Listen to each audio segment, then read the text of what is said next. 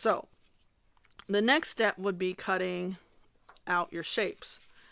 If it's a geometric shape, I advise you to use a ruler on straight edges.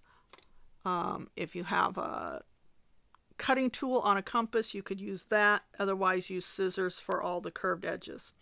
The way you use scissors is that you don't cut from the tip. That's when you end up with real choppy cuts. And so you don't want to just use the tip, okay? That's just difficult.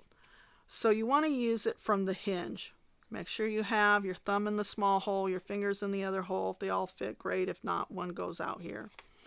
But you want to have it right where it's hinged, as close as you can, and then follow the line and just squeeze as you're following the line.